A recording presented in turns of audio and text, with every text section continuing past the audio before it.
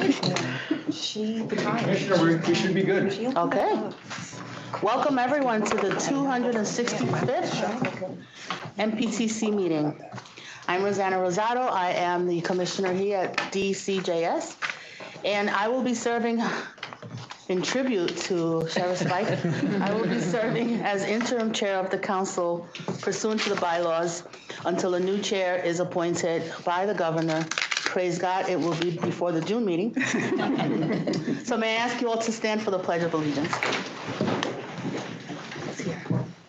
I pledge allegiance to the flag of the United States of America and to the republic for which it stands, one nation, under God, indivisible, with liberty and justice for all. Okay, if I may ask you to remain standing for a moment of silence for all the law enforcement and those who lost their lives serving this country.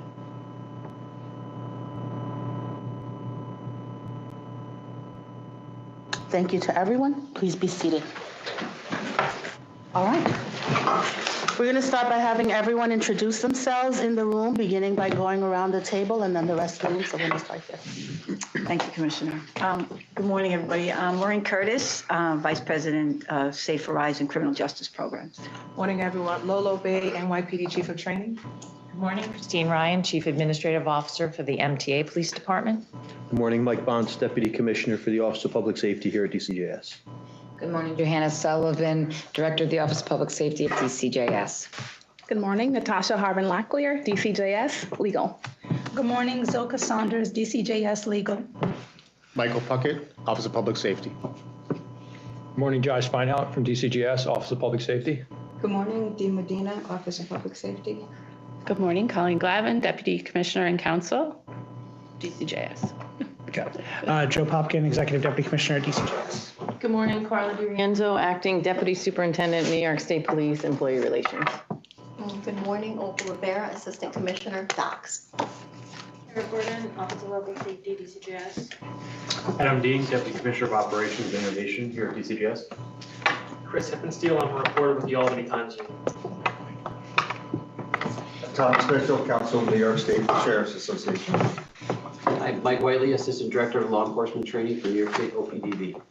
Lauren Scuba, Office of Public Safety, John Madeline, New York State Police.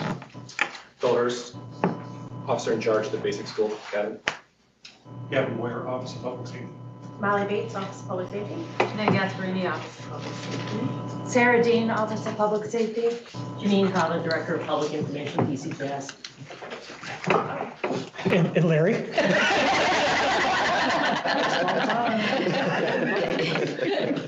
Larry, continuously saving my life. Also, we have with us Dr. Bruce McBride, who's participating virtually. So let's make sure that he can hear us. Good morning, everyone. Wonderful. And we also have Dr. Paul DeVico from Health Metrics, who's joining us. Can we also check to make sure he's hearing us?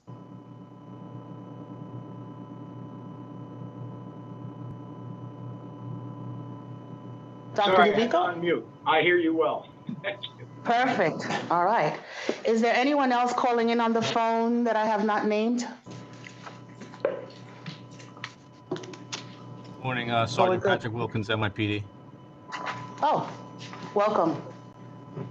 Good morning, Sergeant McNally, New York State Police Department, Academy. Anyone else?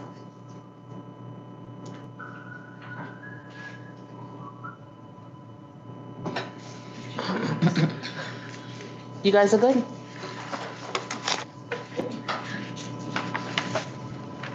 You're good?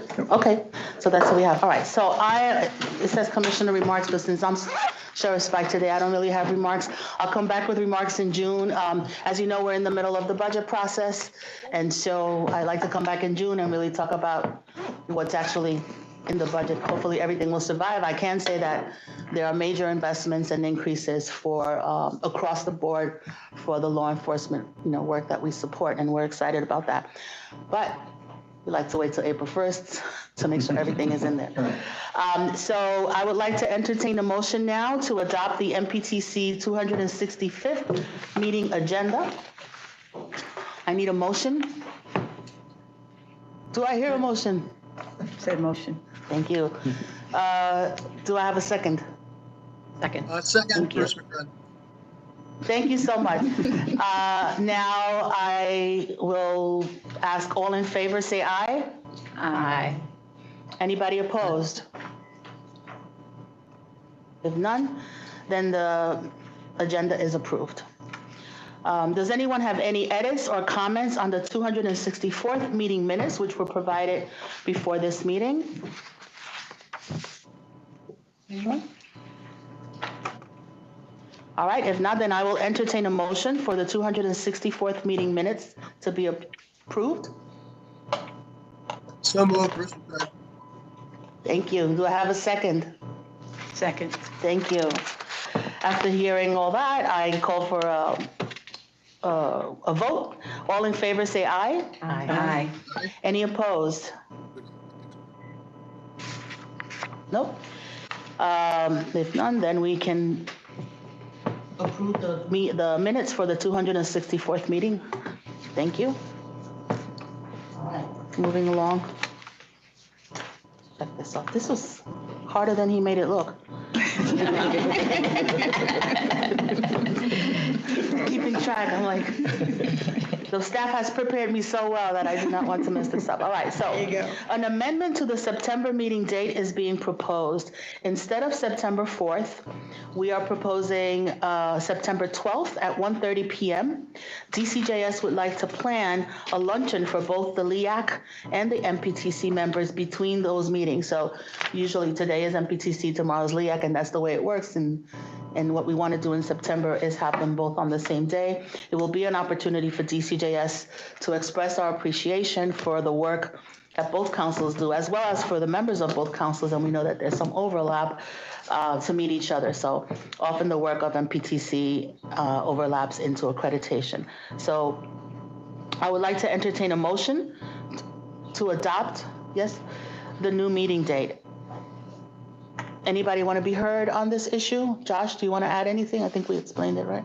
No, the luncheon will be in between the two meetings. So LEAC will be at 10 a.m. as regularly scheduled and planned previously. And then the MPTC meeting, the first that I ever known is we'll have it at 1:30 in the afternoon. So there'll be time in between. The location stays the same, right? Right, we'll be here. Yep. And we'll have a new chair, so they won't know any different. So can I ask for a motion? Bruce McBride. Thank you. Can I have a second? Second. Thank you. All in favor, say aye. Aye.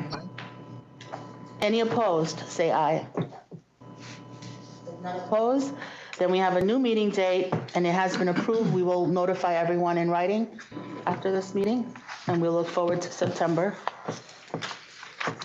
The lunch won't be fancy, but it'll be fun. Okay, moving on to MPTC Physical Performance Standard Transportability Study. So we're going to move on to the action items of the agenda, and I am going to turn it over to Josh, who will introduce the items and also the consultant, and hopefully it will be much more smooth. Thank you, Commissioner, and thank you, members of the council. It's my honor to introduce to you on virtually Dr. Paul DeVico, who is the owner of Health Metrics of Arizona. Dr. DeVico and his team has completed numerous studies for law enforcement agencies to establish physical ability standards. I'd like to remind the council that the Professional Policing Act of 2021 was passed, and it enhanced and strengthened the hiring standards for police officers of municipal agencies in New York State. And some of the enhancements was for the council to develop a background investigations process as well as a psychological exam requirement. In addition to that, the council has the authority to establish a physical ability standard as well as a medical standard that was previously part of the Part 6000 hiring regulations that the council oversees. And at the recommendation of OPS, the council agreed for OPS to review the current physical ability standard that existed for quite a few years now, and to look at it in basically under two options that OPS presented, is to two options to develop a new standard. One was to either transport an existing physical ability standard from another agency. Obviously, it would have to adhere to the uniform guidelines for hiring procedures if we were to transport from another agency, or we could build a physical ability standard from the ground up. We chose the previous one of attempting to transport NYPD's physical ability standard. And this is what I guess the presentation, what Dr. DeVico is going to speak about today is the process, the results of the transportability study that we conducted, and essentially the next steps that need to be followed to develop a physical ability standard to recommend to the council that would be used at the entrance into the academy and exit out of the academy for police officers that are defined in Criminal Procedure Law 1.20 subdivision 34. And in your action items in the very first paragraph, it delineates certain subdivisions who these hiring requirements are applicable to today. So Dr. DeVico, I'm going to turn it over to you. Let me unshare the screen and you can set up sharing your screen. Okay. Jeremy?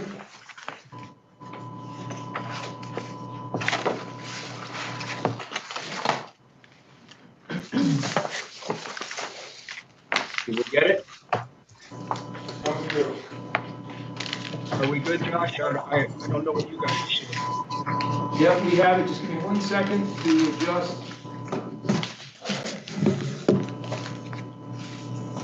All right, so we're all set. Okie doke. Well, good morning.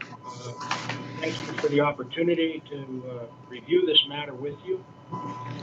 As I am always surprised by such meetings, when we did the project for the city of New York back in '03, it was supposed to be a drill down with 5 people, and it turned out to be a drill down with 20 some odd people. So I'm sitting in front of quite an august body of people that understand what's going on, and I'll do my best to satisfy your questions or concerns.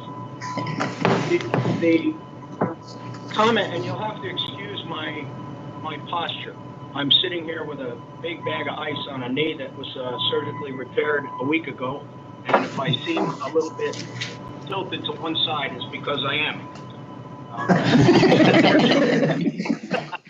So the product of that study was to develop a bona fide occupational requirement that could be used for entrance to and exit from the police academy in the city of New York. Both those uniform guidelines and employee selection procedures that Josh mentioned earlier, they apply to both transportability studies and new studies. They all have to, let me see if this works. They all have to comply with the employment law. And then in this case, there's an additional New York State executive law that speaks specifically to the role that the MPTC has. The question is really always around whether or not there's a business necessity for having physically capable people on the job. The logic of that is, as we say, quite obvious and probably intuitive to most. But in the environment that we exist in today, the demonstrable link between the performance requirements and the work that's being performed has to be completed. What we have here, if you think of this in a broad stroke view, the job of a police officer is what it is, and the training necessary to be able to manage that job is intended to reflect the requirements of the job. An entrance or exit standard associated with the training is by default a reasonable expectation of the minimum bona fide occupational requirements that are necessary to do the job, because that's what federal statute requires.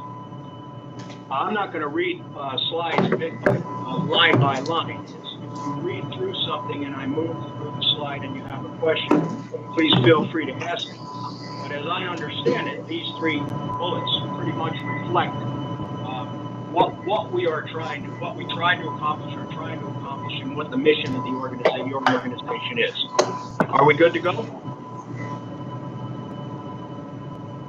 Yes. Yes. In other words, before I go to another slide, just stop me if you have a question about what you see.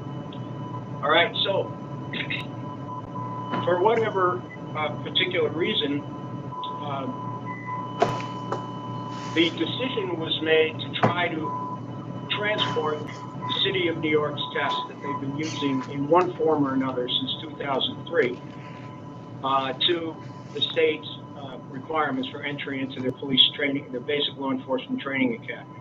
Again, excuse me if I use the wrong terminology as it relates to your organization. It's just a lack of colloquial familiarity with the terms. So we still need to be in a position where we can say, okay, how can you arbitrarily say that this test is good to predict that, another performance in another agency? I'll use a fire service. Well, think about it this way. I use a fire service as an example. You have a small community in, let's say, Golden Valley, Arizona, where the tallest building is a 2-story high school and everything else is a double-wide trailer. And then you compare that to the performance requirements associated with, let's say, the city of San Diego, which has multiple high-rises and millions of people and so on. To arbitrarily presume that the emergency response requirements of Golden Valley are the same as those of San Diego is an illustration of the extremes as to why the federal law requires that you conduct such a study. The assumption that police officers are police officers is not invalid, but there are those subtle differences that may be, in my experience in 30 years of doing this, if I had to put a number on it, you'd say somewhere between 15 and 25% are somewhat different of the actual tasks that they perform. Using an example, Josh, I'm going to use that example you gave me. We talked about CPR at the state level as being a high volume response requirement, where it was a very small, low volume response requirement in New York City. Am I correct in that recollection? Yes, because of the availability of EMS. And I was going to then say yes, and the reason for that in that case is because of the availability of EMS. So before we go any further, the other reason why the analysis in New York was what it was is because they do not necessarily know, these candidates do not know what division they're going to go into when they enter the academy. They may have a desire. Again, I'm reflecting back, I hate to say it, 20 years, almost 21 years ago, to my recollection of the project. But they all come in and are trained in the basic law enforcement academy, whether or not they're going to go to transit, they're going to go to patrol, or they're going to go to housing. They all go through the same process, which is the fundamental premise of a post academy in most states around the country that I'm familiar with anyway.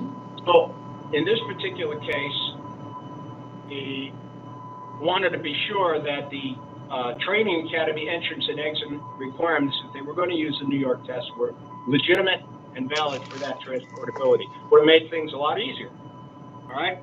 Then a testing system had to be developed so that not everybody would have to come to the academy and take the physical ability test.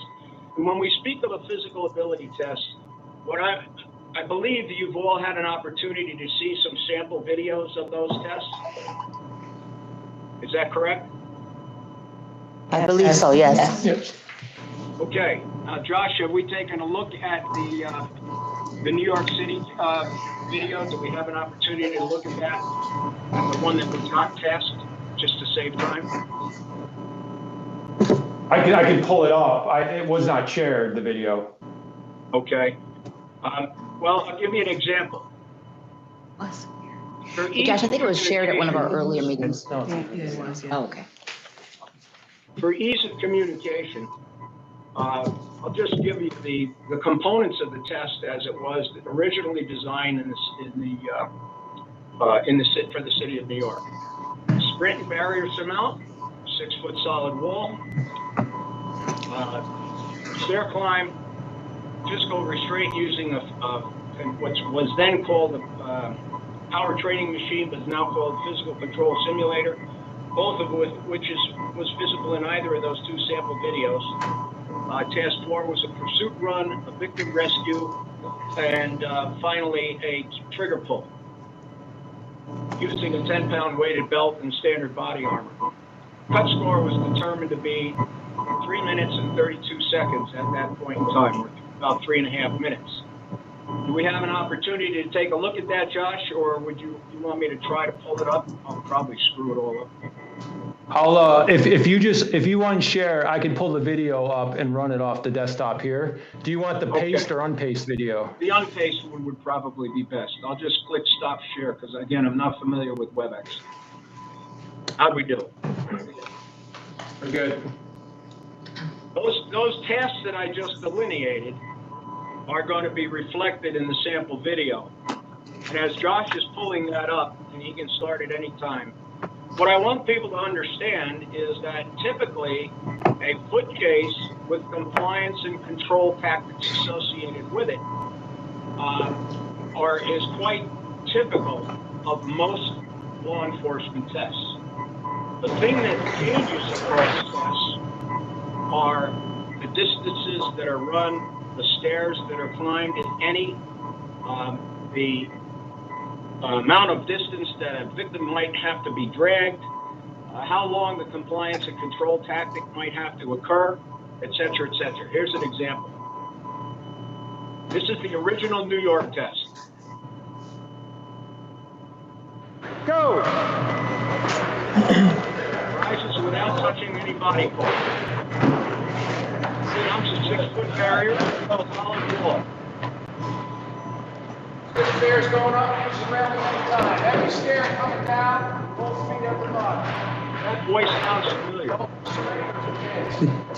Oh my gosh, he had black hair then.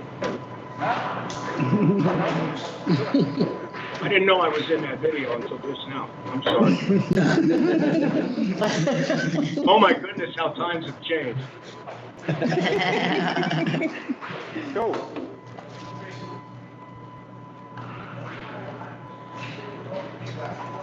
Control tactic simulator. Cross over, jump wall. Jump. There you go. Good.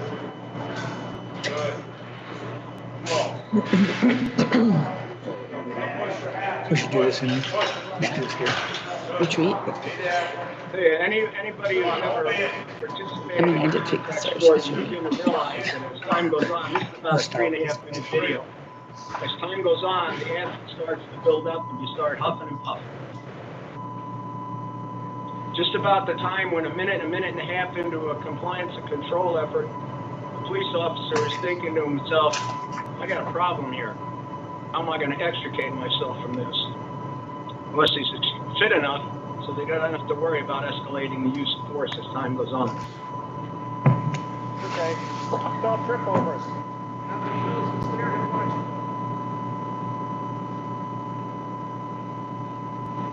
Okay, 2 down, 3 to go. 2 down, 3 to go. The important thing to recognize here is that the actual skills of the job cannot be typically a part of the test because the presumption is that no training has occurred. So in this case, the idea is to use the simulation of the actual role of a police officer to create physical challenges to see if they have the physical capacity to meet that challenge.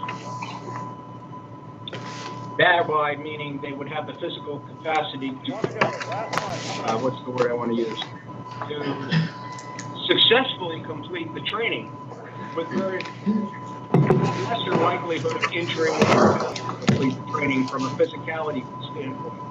The whole point of this is to bring people into the training academy that are fit to be trained rather than to have to train them fit enough to manage the training.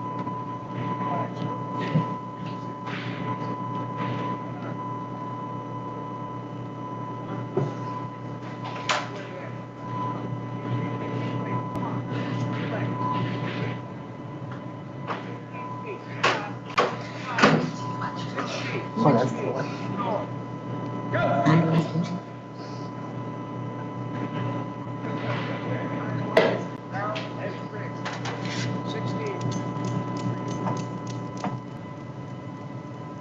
At this point in time, the less fit person's acid from the legs have gotten up into the hands, and the actual ability to pull an inert weapon trigger can become compromised.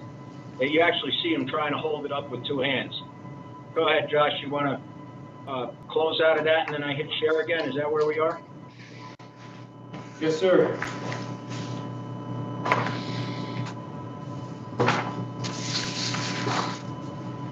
Okay, let's see what happened. It didn't do it.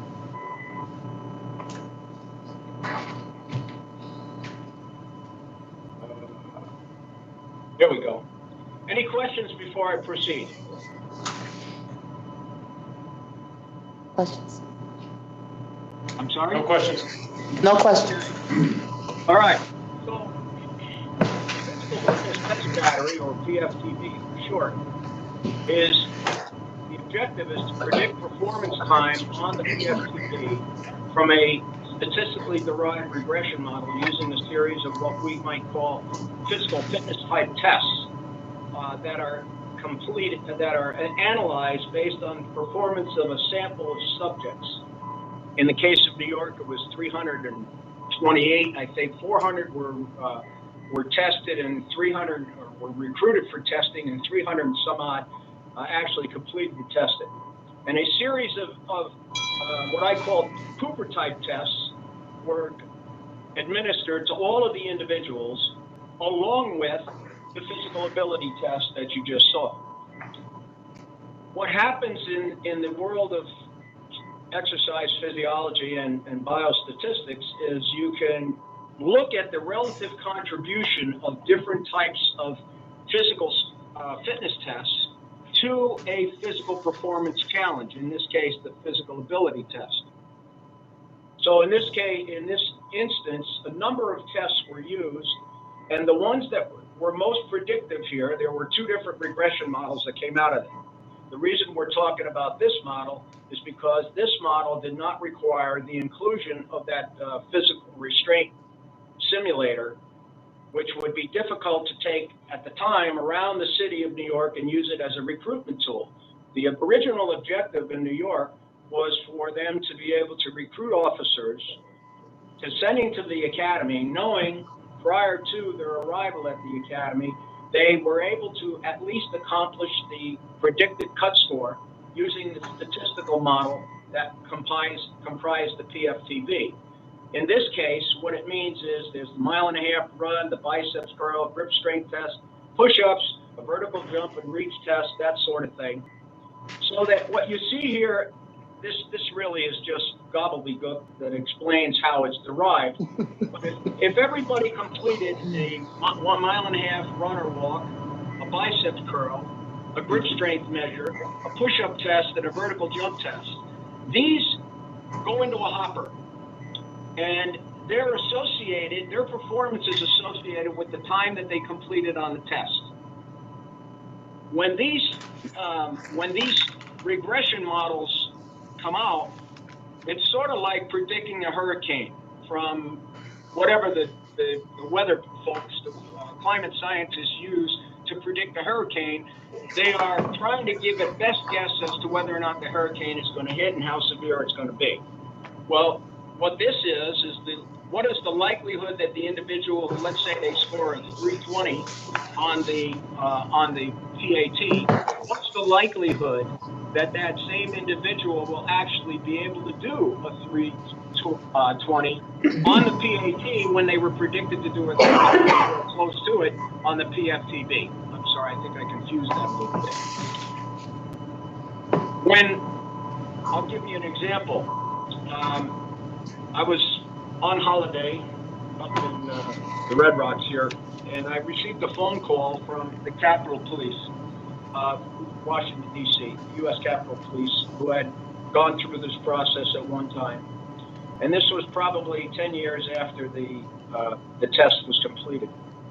And the new person in charge of the physical assessment program called me and said, hey, is it likely that people performing the regression model or performing the fitness test model would actually is it still likely that they would do the same performance that's predicted on the test, on the PAT itself? And I said, it absolutely should be if we did our homework right, because human physiology doesn't change. And he said, well, that's interesting, because we had a half a dozen people that went through this when we moved it to a different test facility. And their times were within 5 or 10 seconds of what they actually did on the PAT when we tried to predict it from the PFTV. I said, well, thank you very much. That means that we did our homework well. It shouldn't change unless the job changes. The performance on the test of the prediction model shouldn't change. And in that particular study, the standard deviation was 9 seconds, plus or minus. The average difference between the PFTV performance test and the actual PAT performance test was no more than plus or minus 9 second difference on average. Okay, that means by standard deviation, that means basically about 68% of the cases would fall within that 9 second stretch. That's just the best you can do is regression and prediction. So the objective is to bring people into the training that are physically capable to be trained on the front end, as opposed to having to spend the first 6 to 8 weeks of the academy getting people in shape to do the training that they have to accomplish from a physical performance perspective. Am I explaining this okay? Have I lost everybody by now? No, we're still here. Not yet. Okay. I mean, I try to be as clear as possible, and I know these concepts are very foreign to most people, unless they're actually involved in such a thing. Did I hear some people were from the training academy in New York? New York City? Yes. Please. So you guys have either seen or participated in this at one point in time. All right. This is what we do. Sorry? I said, this is what we do. Okay, good. All right. So let's go on. So equal opportunity is guaranteed by the Constitution, but equal results are not. Okay. The American Disabilities Act, however, and the Civil Rights Act note that the standards must be based on the essential functions of the work, especially when there's a possibility that a protected group may have a disparate impact against the protected group. How do I say this? I'm not very politically correct. I was once asked. Then don't say it. Pardon? Then don't say it. All right. So there are going to be one of the realities that are lost on people when they don't understand the essential functions analysis process is that any test, in order to be valid, must have the power of discrimination. Discrimination is not a bad word. That's what science does.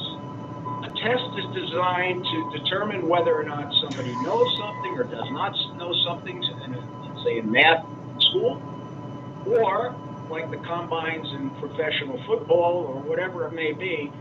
Does somebody have the ability physically to do the job that they have to do? When I first went, when I was quite a bit younger, and they still had a Chevrolet plant in Tarrytown, New York, where my formative years were spent. I asked if I wanted to get a job on the line, working on either the truck line or the car line for Chevrolet and General Motors. And I said to my grandfather one time, Gramps, how do I get this job? Because I went over to the shop to see it and this and that. And he took me over around the corner and he pointed to a toolbox and he pointed to a bench. He said, you pick up at a box, you got a job. In other words, if I couldn't manage the tools of the trade physically, I was unable to participate in the job. That's the easiest way I can explain it. So when people say a test is discriminatory, that means the test has to be, that federal law requires that test to be validated if it is going to have a disparate impact on a protected group, whether it be females or people over 40 and so on. So these are the requirements that the test has to follow. And objective, devoid of bias, relatively easily administered, fiscally responsible, and legally defensible. The fact that in some form or another it's still being used in New York, which was very flattering to me to hear. I did not know that a variant of our test was still being used in New York. It's kind of like my Nobel Prize, if you will, for my career. Up until this point in time, that was the pinnacle of the work that we did over that 28-year period. For me to have an influence on the city of my birth and its public safety was very important to me. At any rate, the transportability analysis had to be completed in order to justify moving test A from Department A to Department B. The primary technique applied to all of our analyses was setting things at the probability level of 0.05, which is standard in biostatistical field science, which means that the findings, if they are significant or not significant in terms of the presence or absence of a difference, the presence or absence of a difference is less than or equal to 5 in 100 that it was due to chance. In other words, it's a real difference. So this is how we started the process. We met and went through all of the paperwork with the folks involved, take a look at what we already knew what had happened in New York City, and try to understand and compare them to the protocols and procedures that were done at the MPTC or the DCJS. I'm unclear on. Operationally, I think it's DCJS. Is that right, Josh? But administratively? Yes. All right. Staff. All right. So we had to use, in order to be as close as possible to a solid analysis, we had to be sure that as much as we could, and it was all virtually identical other than the manner in which it was administered, that the surveys were identical, right down to the language that was used.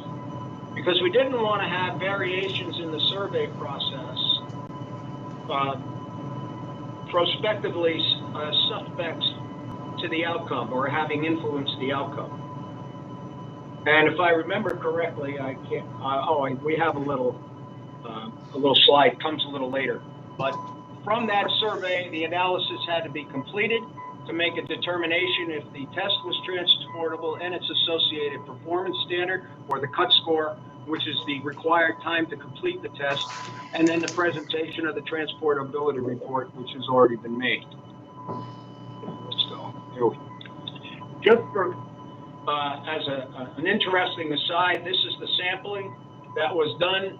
We ended up with 1,118 accepted surveys that were complete. It was done by paper, so it was a lot more difficult to get consistency in the responses, because in both cases, approximately between 3,500 and 4,000 officers were sampled across New York State and New York City.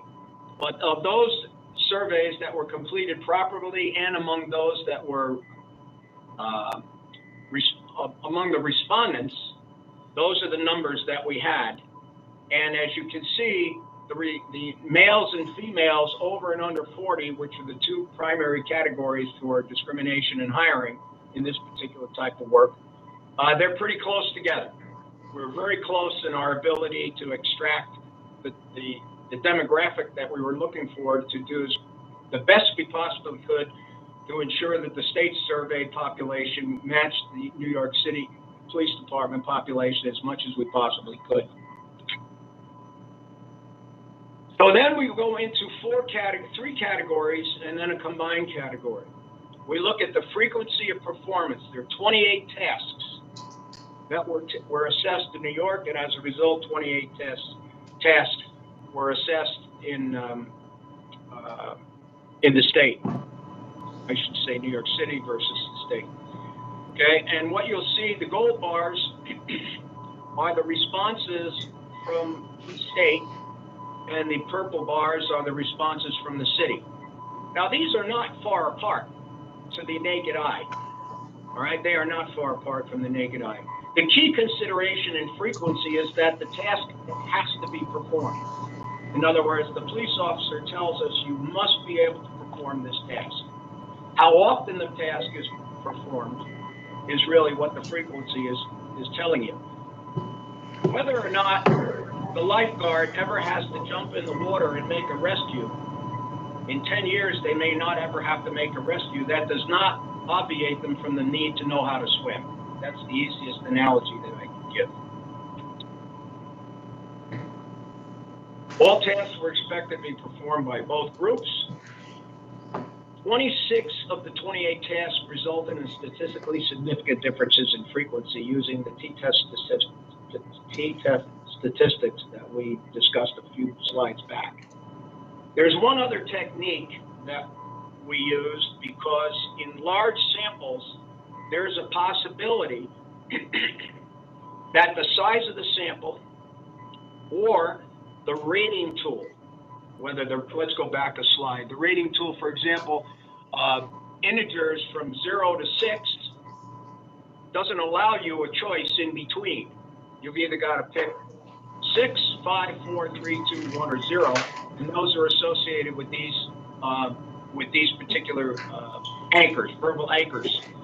So the question of whether or not there's too much variety within the large samples that were in both studies had to use a thing called the standardized mean difference.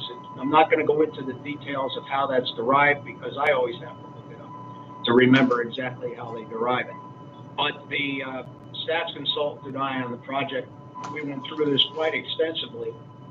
And the finding is if the standard mean difference reaches this number 0.1, all right, then that the t-test findings of the presence or absence of statistical difference is not due to anything other than the measurement, than the reality of the assessment of the individuals making the rating.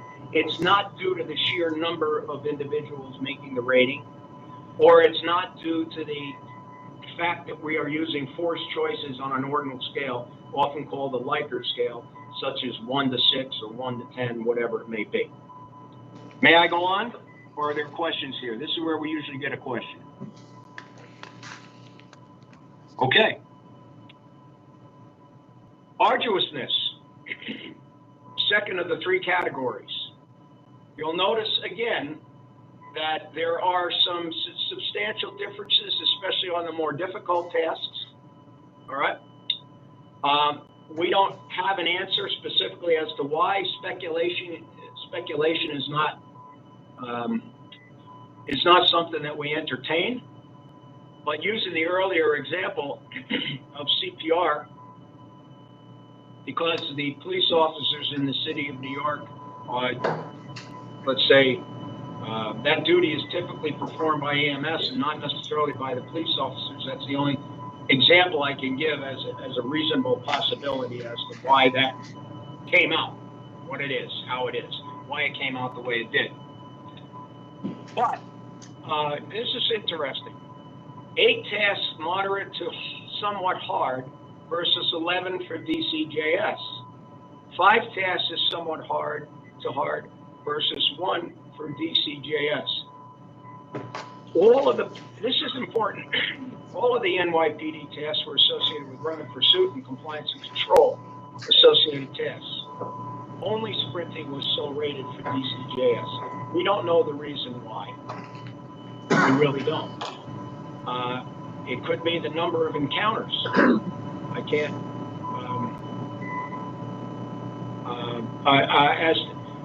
I'll ask those questions. A couple of questions are going to come up in the screen. I'm not in a position to answer those questions without discussing it with Josh first. So I'm not ignoring the question, I just am not able to answer it at this time. 24 of the 28 ratings of arduousness were statistically significantly different. I mean, this is a lot of differences, even though they may not appear to be a lot. When somebody says to me, well, how do you know the test was the same, or the requirements are the same in New York, so that you could just take the New York test and drop it into the state of New York City test and drop it into the state of New York test. Well, that's what we're trying to find out. And in these cases, we're finding that there were a number of differences, quite frankly, that I did not expect. These results surprised me, as Josh will tell you.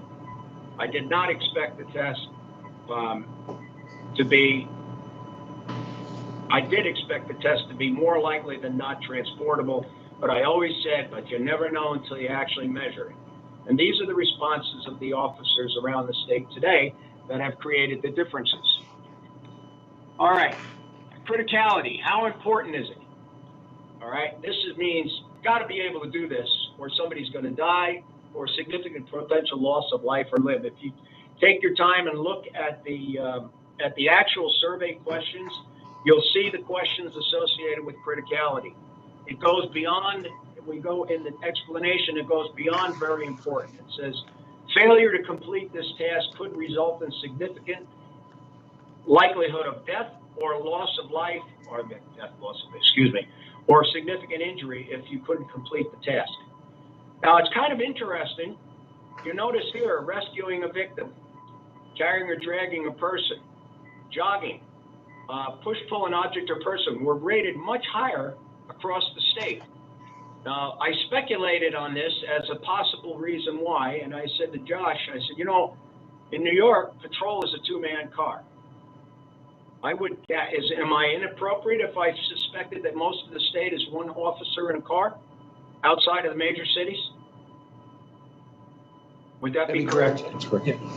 Okay, so this is the sort of thing that we have to, we don't understand for sure, but we can probably take a hard look at it and understand, just like EMS handling the CPR calls. But what you do see is across the board, the same typical issues are among the top quarter, the top third. These are the tasks that are consistently among the top quarter to top third. Why is that important? Well, that's why most of the tests that are designed have some variation of a pursuit run and a compliance and control tactic involved in them, because that's what police officers have to be able to do. Even though they may not ever have to do it, they should be able to do it. Go back to the lifeguard analogy. So, these are the numbers. I don't know why I put that page 35 in there, because that's where it is in the report. The use of firearm versus walking for the DCJS were the two highest rated tasks for criticality. That kind of surprised me. But again, as I said earlier, in both groups, compliance and control tasks are among the most highly rated activities for criticality. Unfortunately, 27 of the 28 tasks were statistically significantly different. And all but one of them exceeded that threshold where we know that the difference is likely not due to the rating system or the size of the population. And then we get to the one that's most important. Does anybody need a break? No. Well, I do. I'm going to take a sip. You'll have to excuse me.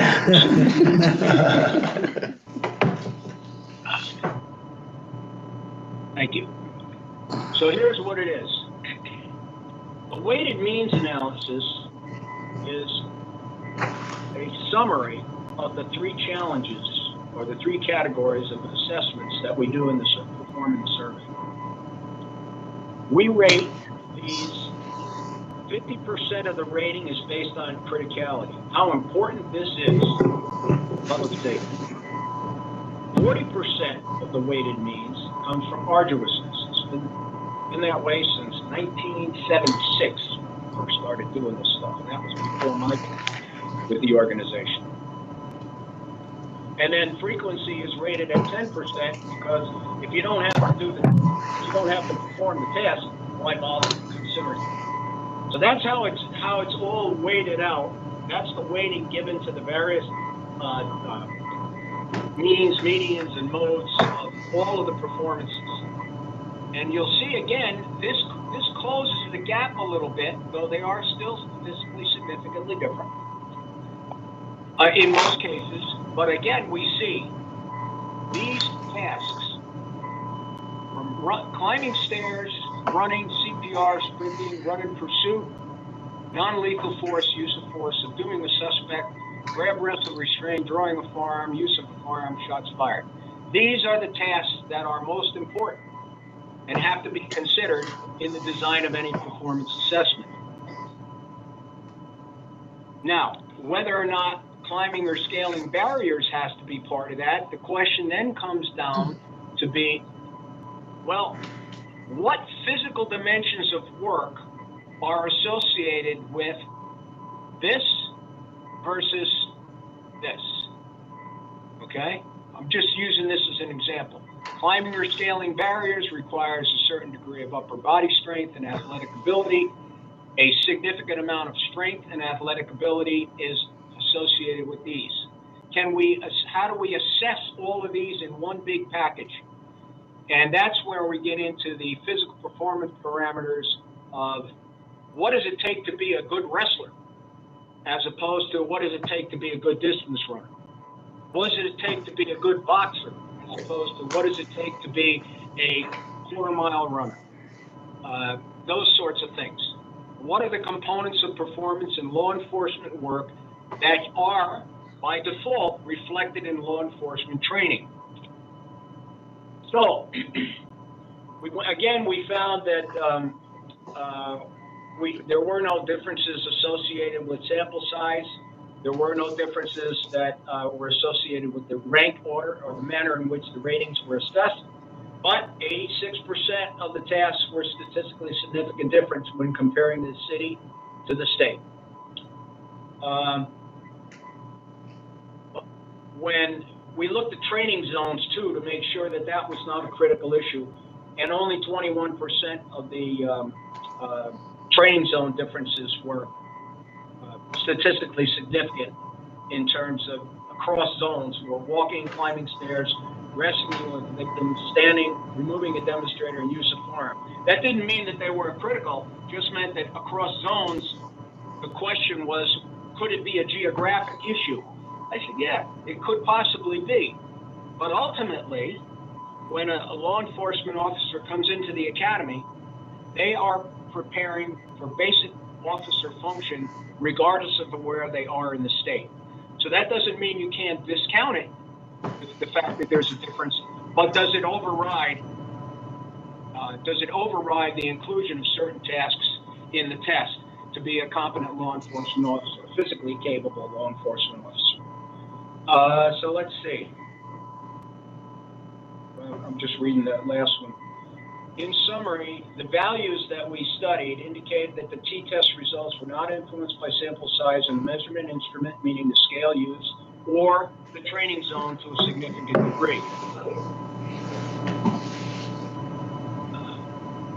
We did not consider the concept of training zones and agency size in New York because it was a single jurisdiction test model. We did consider it for the state for that particular reasons already discussed.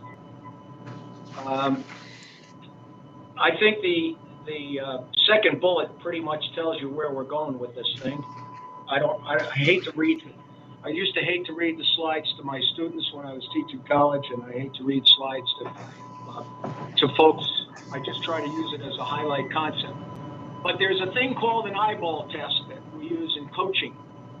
If it looks like a duck, walks like a duck, and smells like a duck, it's probably a duck. Well, we did a little illustration here called Bland-Altman to see what kind of relationships we have. And basically, these dotted lines reflect the 68% of the population sampled, or one standard deviation from the mean. Two standard deviations from the mean are here, and here. And up top, we had one that was 3 standard deviations from the mean when comparing the state to the city. So basically, these are the only ones that were spot on in terms of their differences on the weighted means. As you can see, there are quite a number of differences across the board. Does that mean that the test is going to should look significantly different than New York? No. But will the test be different? It should be, is what we're trying to say. Okay. We already discussed just about all of this. The job task analysis has already been completed. Any employment-related requirement results in an adverse impact on a protected. I thought I heard some people that are in legal counsel there, so this is their chance to whip me if I've said anything incorrect. But I believe that we're spot on with these comments. As I said earlier, the job task analysis must demonstrably link the BO modified occupational requirements of the specific group for which it was initially designed to that of the work group to which it is to be transported for use. In this case, that did really not quite happen. So it's not directly transportable, in our opinion. Now, there may be other folks out there that will have a different opinion. But we were charged with putting something on the street that you know that something's going to be challenged if it denies somebody access to employment, especially in the public sector. Fair to say?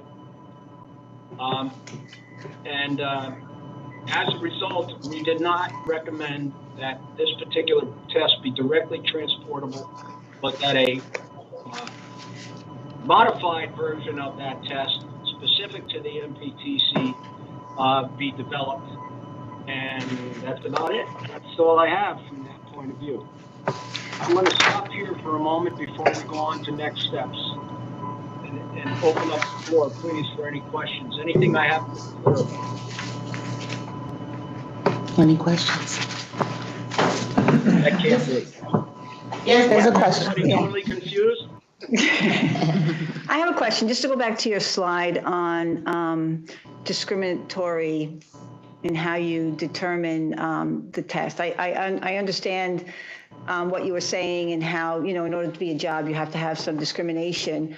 But how do you determine when that discrimination becomes unfair to a certain group? Or is there anything that is done to determine that?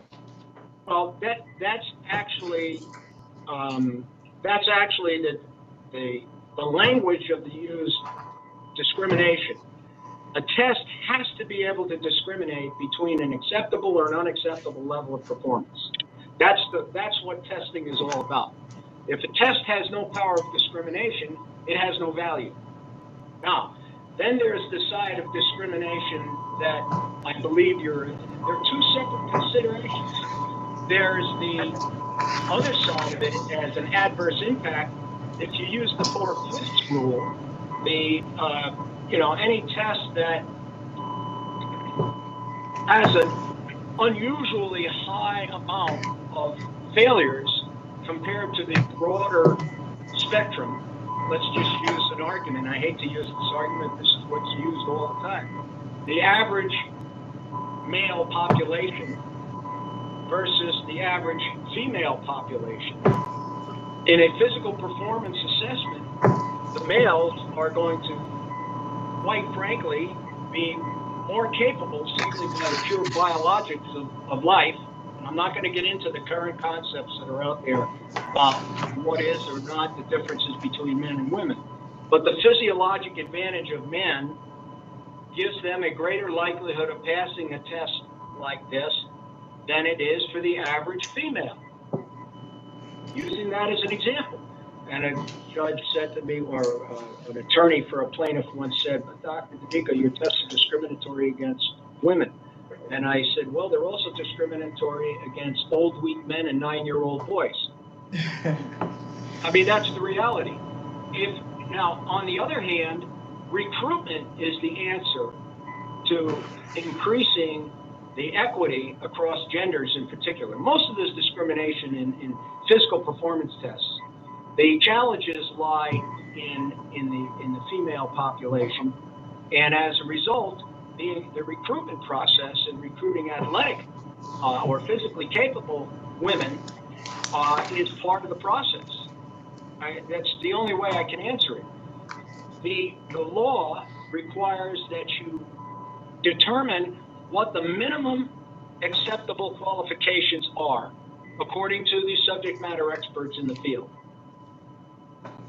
Once that, and if the adverse impact is a reality, which it is in any physical performance test, then you have to be able to justify that impact as being necessary to be able to conduct the business at hand. In other words, to be able to be trained as a police officer and to affect the physical requirements of a police officer on the street. All right? Did I help you with that, or did I not answer your question?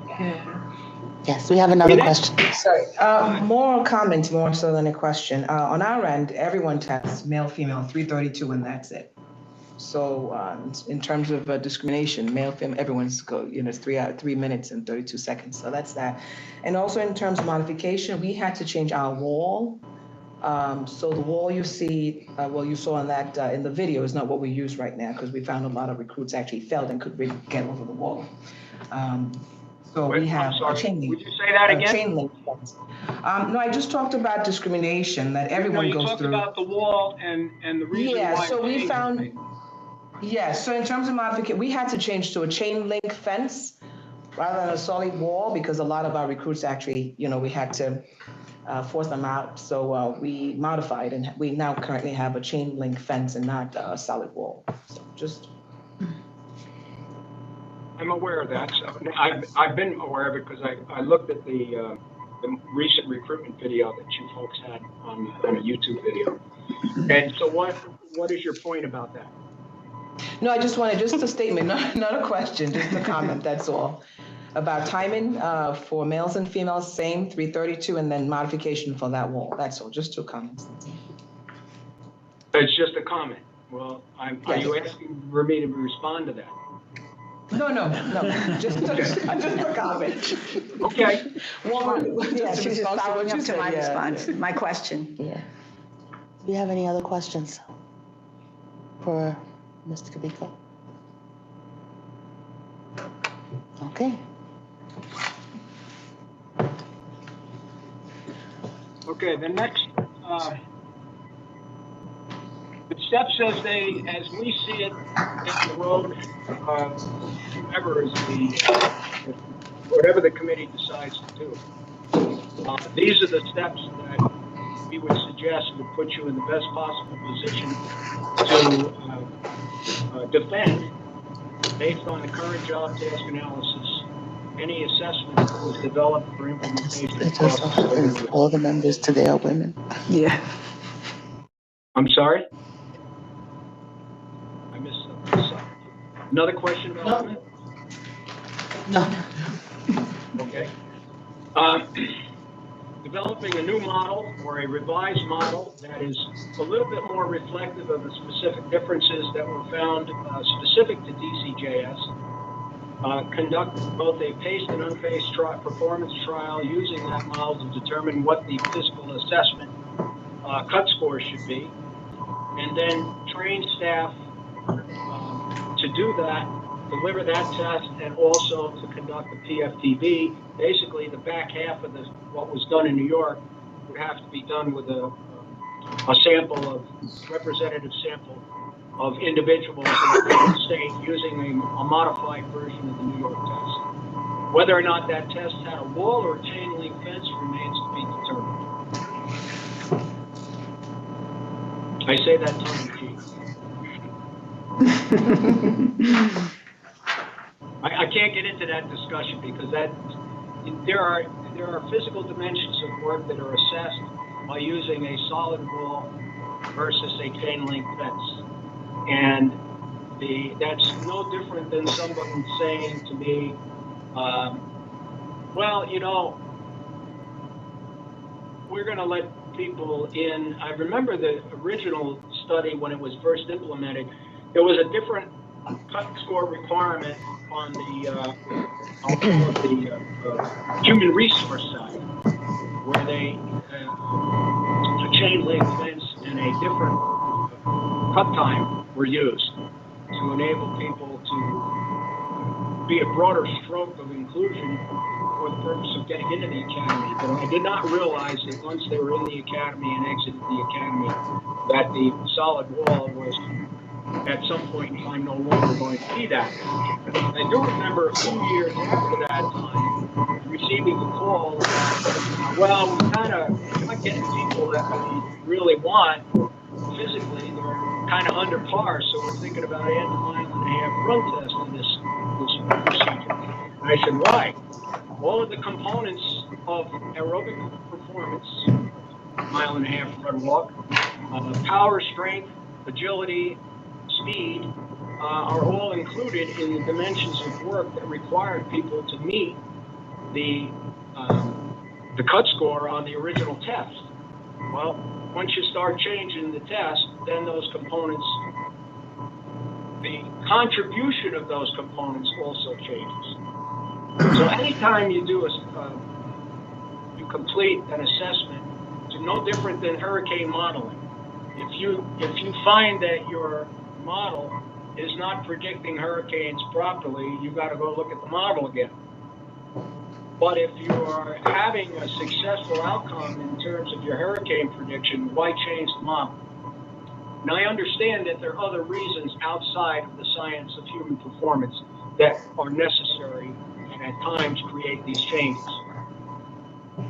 Any research that is done in these areas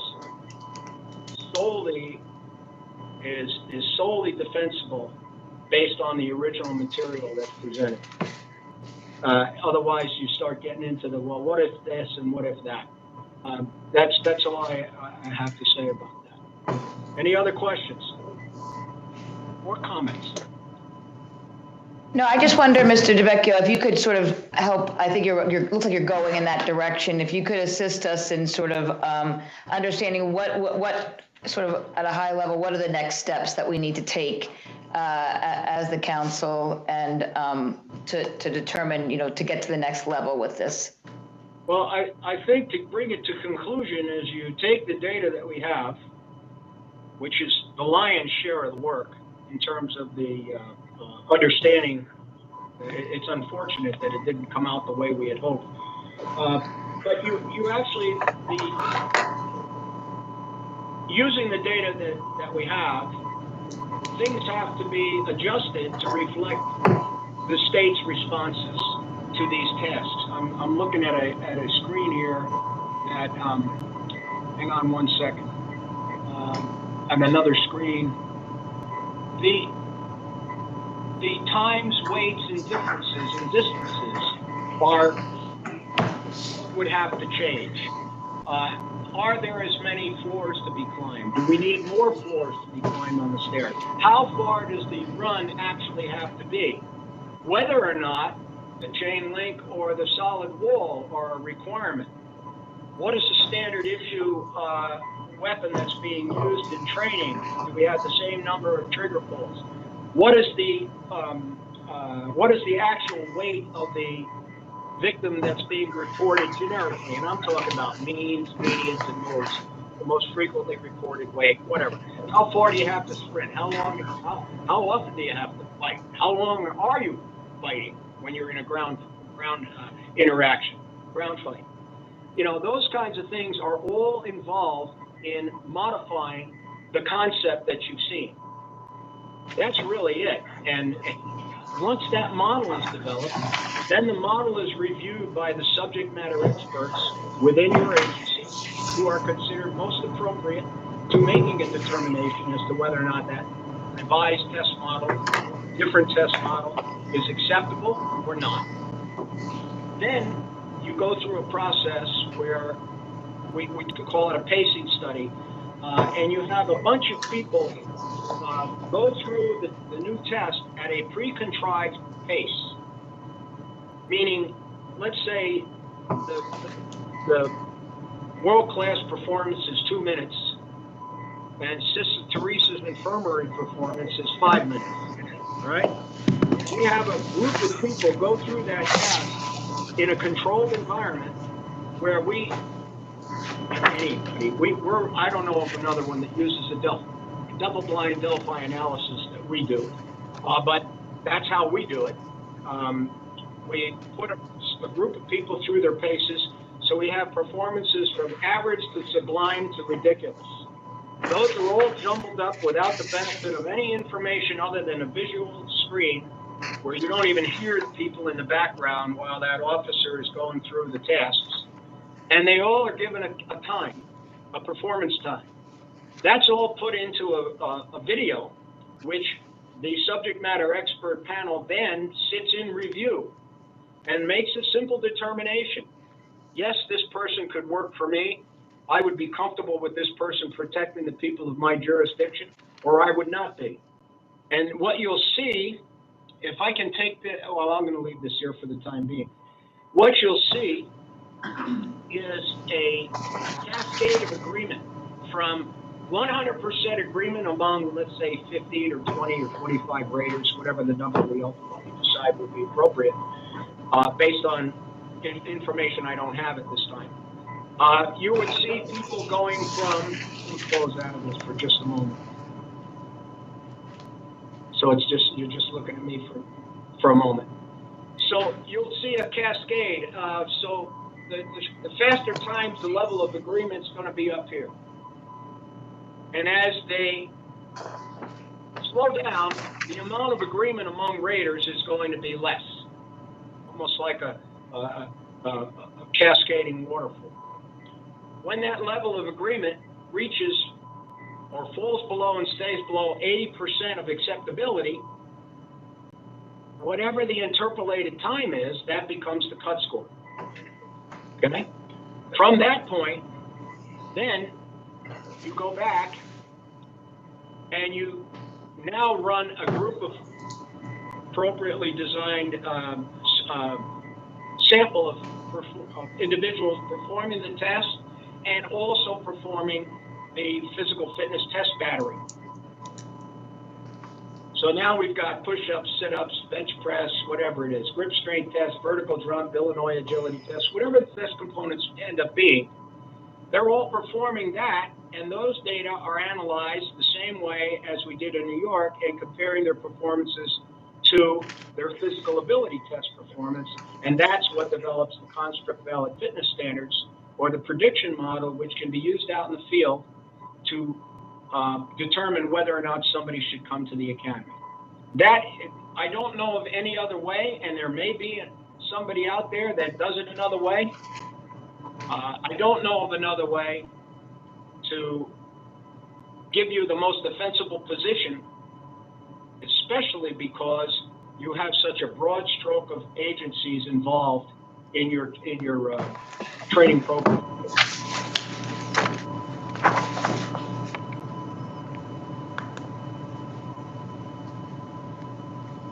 Any other questions? So essentially, Paul, then the 50,000-foot view is we are also going to develop a physical fitness test battery that will be used by the local civil service commissions to identify who are candidates for entrance into the academy. And then when they enter the academy, they'll actually take the gold standard test, the physical ability test, which consists of the stairs and the sprint and with the video that we saw. They'll have to meet whatever cut score is determined by the subject matter expert group. And then upon exit, before exiting the academy, they'll have to demonstrate, again, meeting that cut score standard that's established in the PAT. Boy, it sounds like you've been working with this for a while. Yep. Yeah, I got to tell you, folks, Josh, of all the people that I've worked with, Josh is among the one or two best liaisons I've ever worked with in terms of his knowledge and appreciation for the Now, I'm being serious. I never knew Josh. The first time he called me and asked me about this, I said, man, nobody, I just had no perception of his awareness of how this worked and how well it worked with him, how he grasped the concept. Now, Josh, that account that you can deposit the check into, I'll let you know what. I knew that was coming. Yeah, I think that's exactly right. biggest problem, and I want to tell everybody this up front, the problem with data analysis, statistics, regression, prediction, whatever, garbage in is garbage out, okay? If the people that are administering this test are not held to a standard that is acutely severe, I don't mean physical performance, I mean that they actually do the test or have the candidates perform the test exactly as they are designed to be performed, then your prediction value is going to be very poor.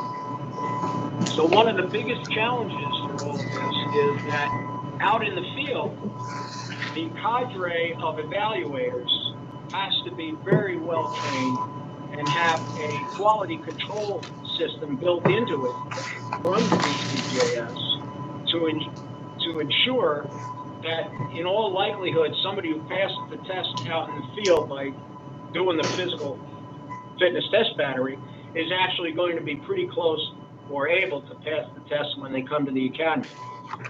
That was the original concept. When it's done at the federal level, and we've done this for a number of federal agencies, the reason why that's so critical is they send somebody down to FLETC down in Brunswick, it costs them $35,000 to send them there and then train them.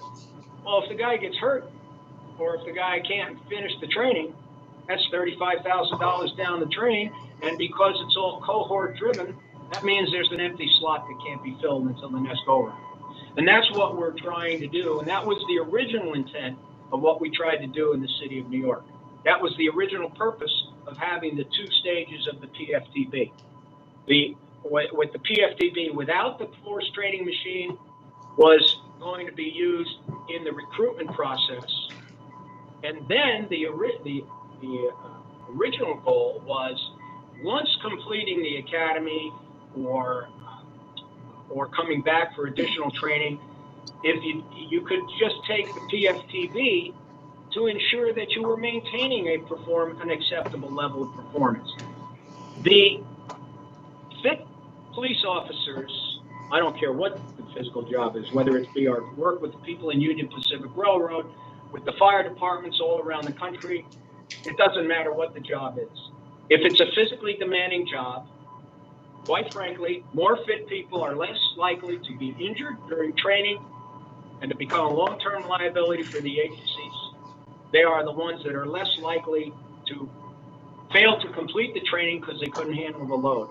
So in the long run, by serving the minimum qualifications, you're comporting with federal employment law, but at the same time, you're reducing your failure rate or your job injury risk rate down the road. There's no question about it. So that's it. I'm done.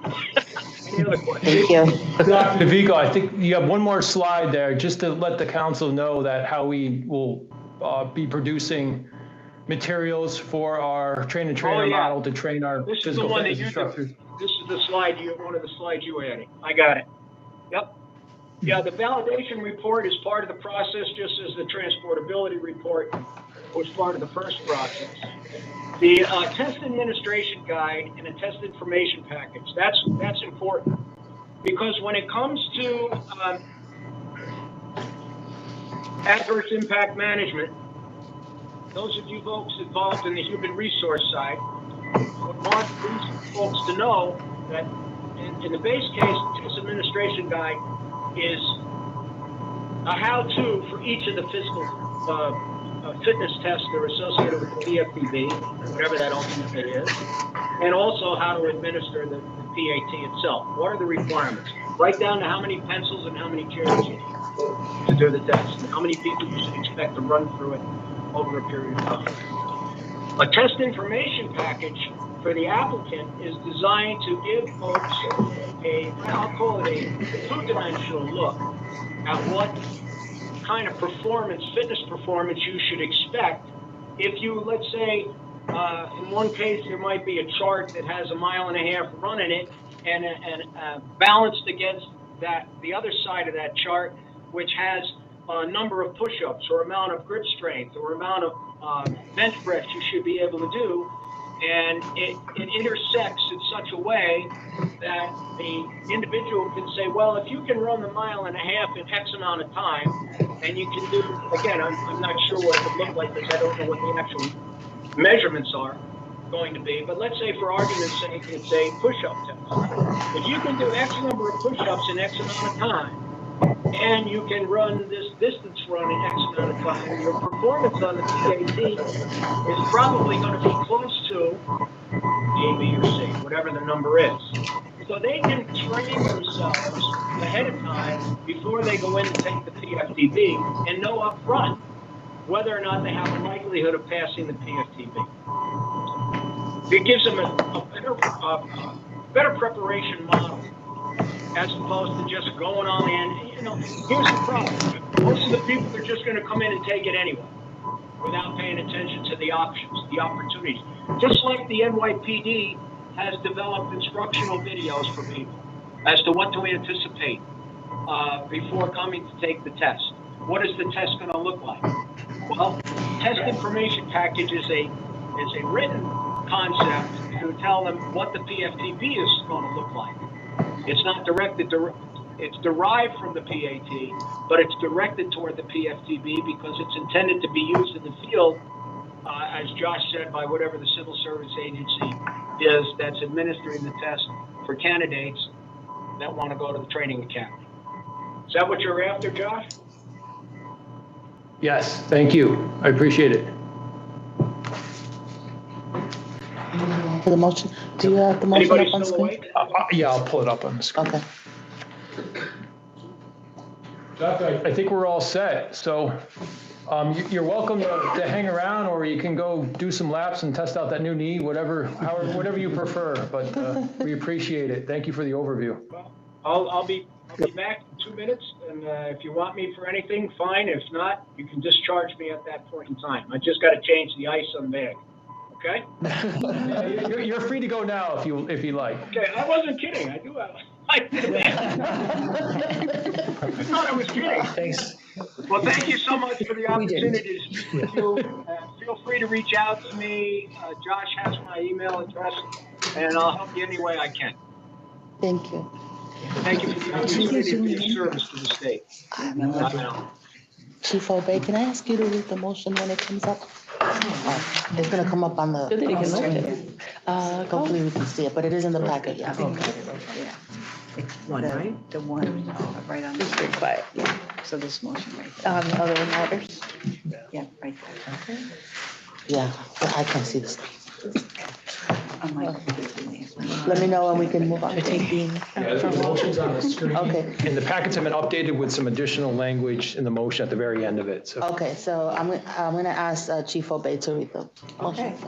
So the MPTC directs the Office of Public Safety to continue with the project, utilizing health metrics of Arizona in the establishment of a valid physical performance standard linked to the bona fide occupational requirements identified by the results of the conducted job task analysis, consistent with New York State law and policy. Good. Thank you. Do I have a second to that motion? Thank you. What was that? Second. Oh, wonderful. Thank you. We have 2 seconds.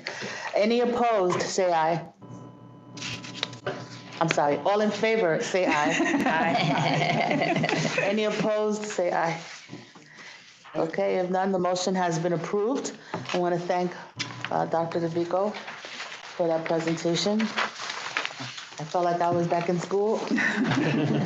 So moving on to, our next item is the basic course for police officers farm instructor requirement.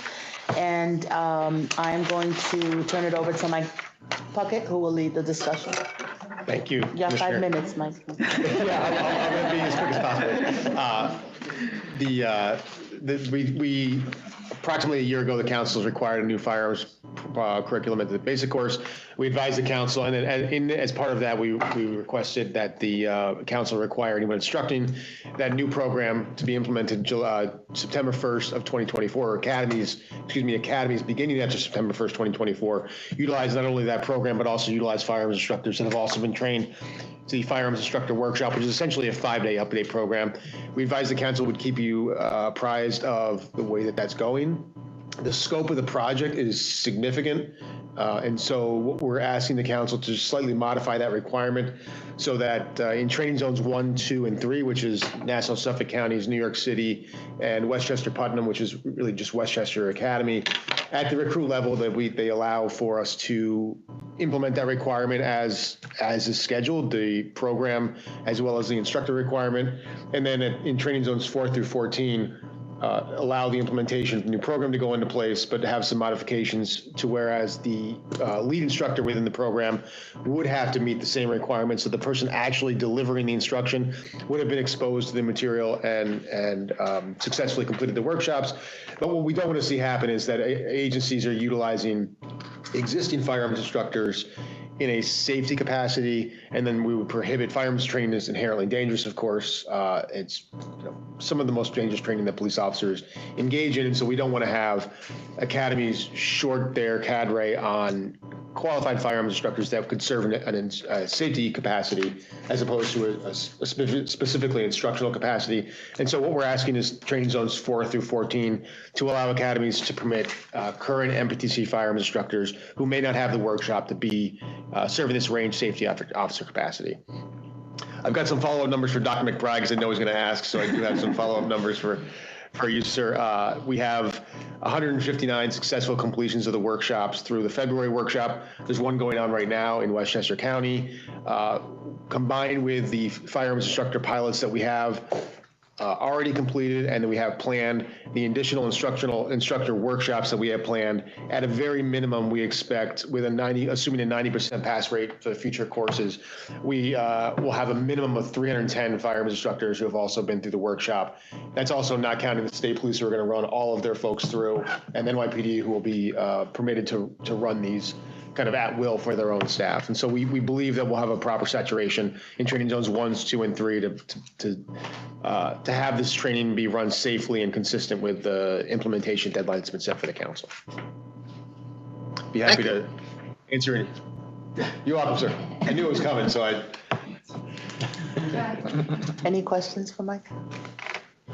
So Mike, it's more just allowing them some additional time to get trained so that they can, not everybody's going over the cliff on September 1st. They get a little bit more anyway. Yes, exactly, sir. And we realize by training zone, just due to the saturation downstate and the permission for MIP to run their own, we realize we'll make sure they're good to go. But yeah, to give some wiggle room to academies that maybe don't have the staff. Yes, ma'am. There are some motions associated with this as well. There's 3 motions, sorry, associated with this. Any more questions for Mike? Under 5 minutes. I just want to thank Mike Plunkett and the rest of the group for taking a very responsible view towards this, because I know in many academies in upstate New York, it's a real issue. Thank you. Understand. Thank you, sir. Mike, do we take the 3 motions together or Separately? Mm-hmm. They have to be read by a separate person? Because there's a lot going on in each one. Separately, please. Okay.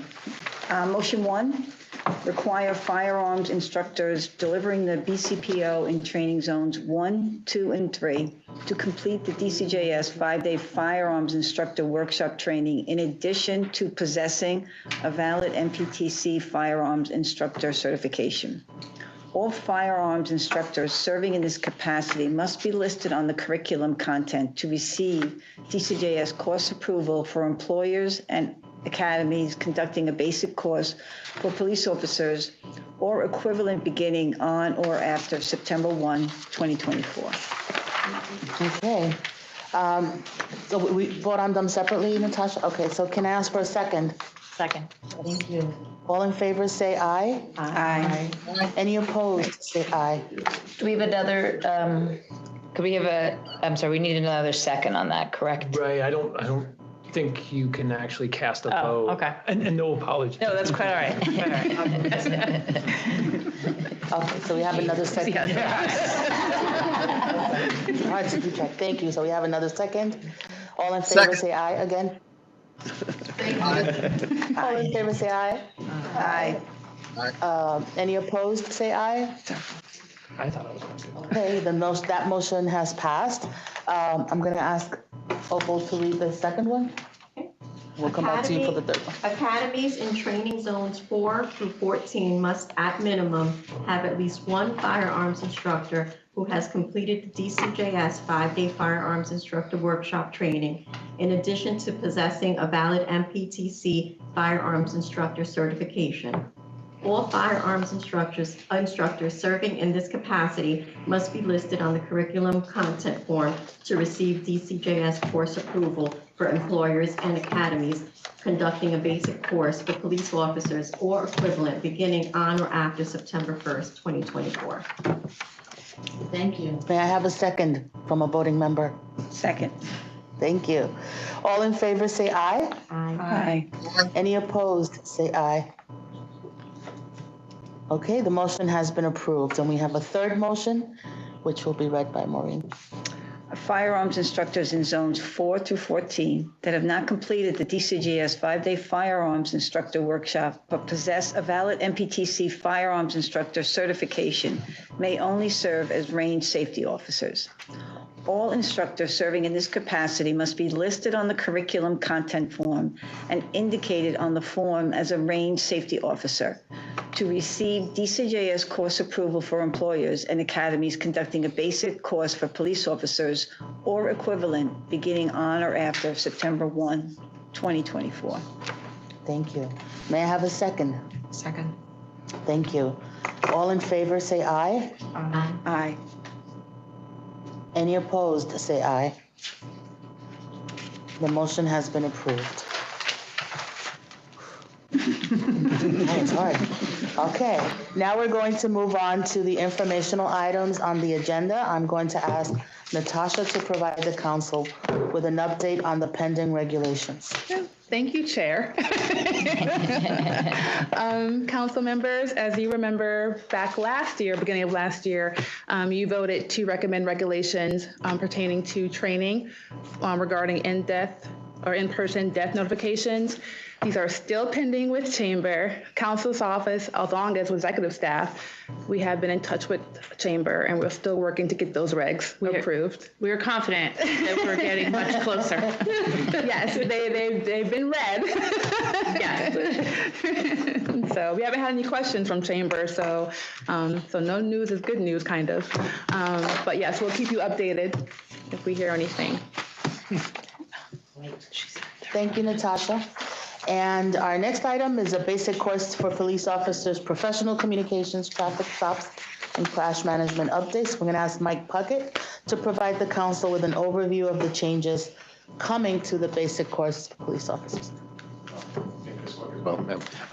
The basic course for police, the administration here and the leadership in the office has been gracious enough to get us some additional resources. And I want to update you on what we're doing with those additional resources. One of those folks is Janae Gasparini over in the cheap seats there, and she'll be working on one of these initiatives that I'm going to talk about.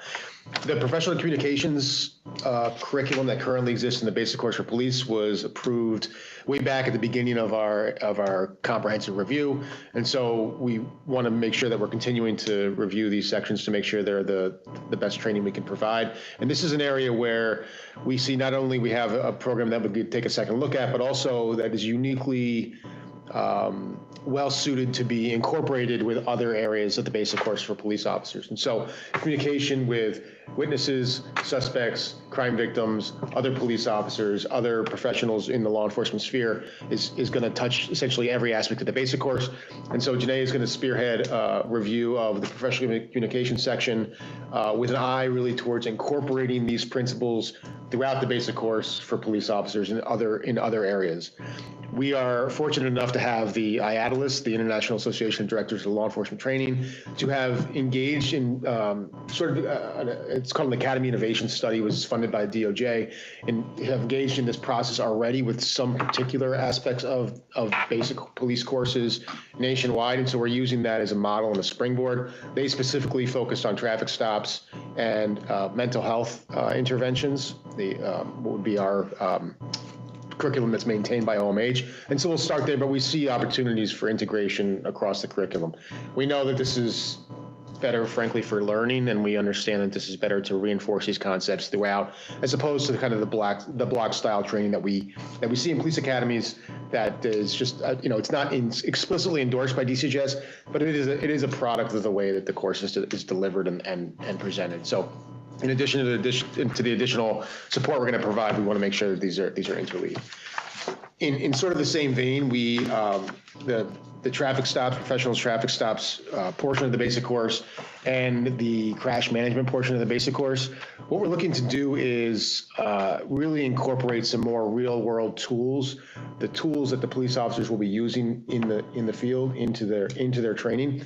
We know, again, from an adult learning methodologies, that the contextualized learning environment really enforces the learning, the knowledge transfer, and makes the police officer, frankly, remember the material better. And then we're also integrating them into the tools that they're actually going to use. I was fortunate enough, in part of my other duties, supervising some highway safety training, to meet Tech Sergeant Arlie Hedges from the New York State Police. He manages the TRACS program for the local agencies. There are 524 local agencies in New York State that utilize the TRACS software to varying degrees, but specifically for the issuance of UTTs, traffic tickets, and for the completion of the motor vehicle accident report for DMV. And so he's been gracious enough to extend their office's support to any police academy that would like to utilize those systems at varying degrees within their academy to provide these contextualized learning environments. So this could look like a computer lab of 30 computers where the state police would come in and assist and work with the IT folks at a community college to put these on 30 computers. Or it could just be, listen, we're a small academy, we have one. The state police will come in and assist with creating a training environment complete with administrative access for recruit supervisors to review accident reports that are submitted, and really be able to allow the recruit to truly do the same job as they would do in the field, as they're learning to conduct traffic stops, as they're learning to do record crashes and manage crash scenes. So that's an opportunity for us with the state police to work more closely together, and for them to really support this TRACS program, which is still widely used across the state. And so I'll be happy to take any questions about that. That's going to be Bert Boucher is going to streamline. Another member of our law enforcement training unit is going to spearhead that program. And I expect aspirationally June dates, but certainly by September, we'll get back to the council with the fruits of our work in this program. Mike? Can I ask a question just Yes, on the professional communication? So that'll still remain a section within the BCPO, and I think we updated like 2017 was the last update. 2016, 2017, yes, sir. And yeah, it'll still remain. We'll just seek to support the principles, the inclusion of those principles throughout the basic course. Similar to like what we did with procedural justice and. Correct, and there's a lot of overlap with procedural justice, professional communications, de-escalation concepts. Those will be incorporated throughout the basic course. Okay. Anything else for Mike? Thank you, Mike. If there are no new items, are there anybody have new items for business for the council? Going once, twice, gone. If there are no new items, I will advise the council members that the next meeting is scheduled for June 5th. And I will take a moment to recognize that as we are celebrating here at DCJS all month, it is Women's Month, and all the people who showed up today were women, although we missed Dr. Bruce, but we have a big here of women, so let's note the moment. With no new or further business to discuss, I'll entertain a motion to close. motion. Can I have a second? Second. Thank you. All in favor, say aye. Aye. Any opposed, say aye. No one is opposed. The meeting is adjourned. Thank